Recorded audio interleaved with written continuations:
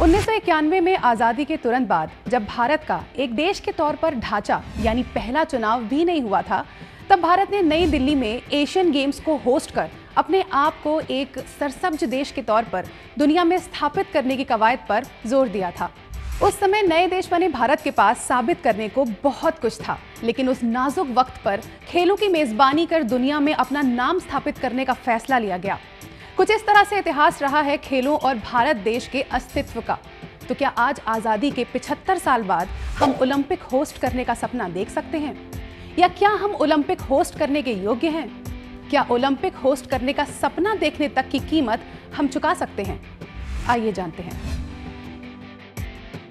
एक इवेंट के दौरान दिल्ली के डिप्टी सीएम मनीष सिसोदिया ने कहा था कि 1896 में ओलंपिक की मशाल एथेंस में जलाई गई थी, लेकिन तब से लेकर आज तक वो मशाल दिल्ली नहीं पहुंची है।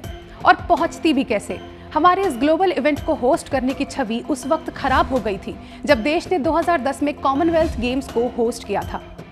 भारतीय संस्कृति में एक कहावत है, अतिथि देवो भव, लेकिन 2010 में अंतर्राष्ट्रीय एथलीटों के सामने ये एक महज झूठ साबित हुई। इतिहास गवाह है कि हमारी कॉमनवेल्थ गेम्स में बनी छवि से दुनिया अब तक उबर नहीं पाई है। तो क्या हम कभी इन खेलों की मेजबानी कर पाएंगे? इस सवाल के जवाब से पहले ये जान लेते हैं कि आखिर ओलंपिक होस्ट करने की नीयत और कीमत क्या होती है। पैसा बहने की शुरुआत होती है बिडिंग से, यानी वो समय जब ये तय होता है कि इस प्रतिष्ठित इवेंट को होस्ट कौन करेगा। 2020 ओलंपिक की मेजबानी के लिए टोक्यो को $75 मिलियन की फीस देनी पड़ी थी, तो वहीं जापान ने टोक्यो ओलंपिक को होस्ट करने के लिए $26 मिलियन का खर्च किया था, जो उनके तय लक्ष्य से 7.3 बिलियन ज्यादा था। लंदन ने 2012 में ओलंपिक इवेंट के लिए $16.6 बिलियन का खर्च किया था। वहीं 2008 बीजिंग ओलंपिक के लिए $42 बिलियन का खर्च चाइना को करना पड़ा था। बिडिंग में अपनी योग्यता साबित करने से पहले ओलंपिक होस्ट करने के लिए एक शहर के पास 25 से ज्यादा खेलों और 310 के आसपास इवेंट्स को खेलने की व्यवस्था होनी चाहिए, जिसमें 20,000 लोग जैसे कि IOC मेंबर्स, गवर्नमेंट हेड्स और एम्बेसडर्स के ठहरने की व्यवस्था होनी चाहिए। इसके अलावा टूरिस्ट की मेजबानी एक बड़ी व्यवस्था का हिस्सा है। 2016 में रियो ओलंपिक के दौरान 5 लाख टूरिस्ट ब्राजील पहुंचे थे, जिसकी व्यवस्था कर पाना देश के लिए मुश्किल हो गया था। ओलंपिक होस्ट करना क्यों जरूरी है? ओलंपिक गेम्स को होस्ट करने से international relations, sponsorship, multinational corporations का इन्वेस्टमेंट और स्वयं खेलों के मामले में अकल्पनीय फायदा होता है। इसके अलावा देश में स्पोर्टिंग कल्चर में बढ़ावा, टूरिज्म में तेजी और नौकरी के अवसर आसमान छूते हैं। ओलंपिक की मेजबानी के बाद बार्सिलोना, सियोल और हेलसिंकी जैसे शहरों में ओलंपिक होस्ट होने के बाद से लेकर आज तक वो अपने देशों की आर्थिक राजधानी उर्फ इकोनॉमिक कैपिटल के नाम से जाने जाते हैं। ऐसी उम्मीद लगाई जाती है कि भारत में ओलंपिक की मेजबानी करने का भार अगर कोई शहर उठा सकता है तो वो है अहमदाबाद।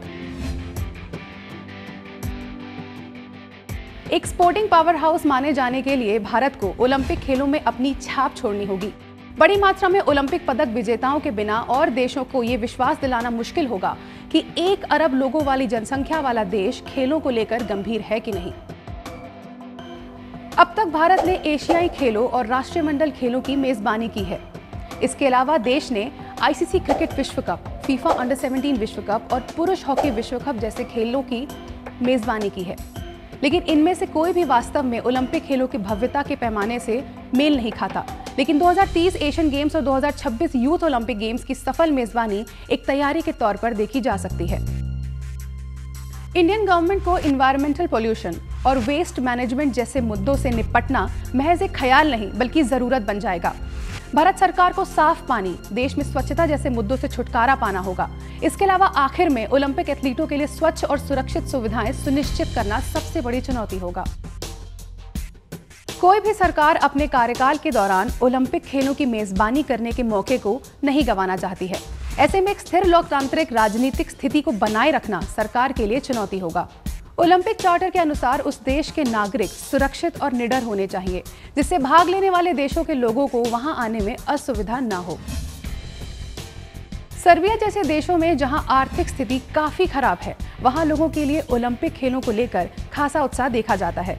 ऐसे देश जो हर मामलों में कई देशों से पीछे होने के चलते अपने आप को पूरे विश्व में खोया हुआ पाते हैं, वो ओलंपिक पोडियम में मेडल जीतकर उनसे न सिर्फ कम्पीट करके बल्कि उन पर जीत हासिल कर वैश्विक स्तर पर नाम कमाते हैं। भारत देश के राज्यों में असमान आर्थिक विकास और राष्ट्रीय प्राथमिकताओं को ध्यान में रखते हुए भारत में खेलों की मेजबानी की आवश्यकता, इच्छा, योग्यता या संभावना एक अंतहीन बहस का हिस्सा है।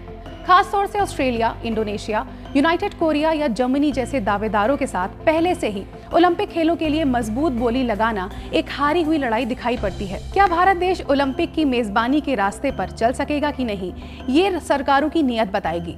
लेकिन ये रास्ता इतना आसान नहीं होगा, ये बात अभी से तय है। खेलों से जुड़े ऐसी ही खास जानकारी के लिए आप देखते रहिए ETV भारत। नमस्कार।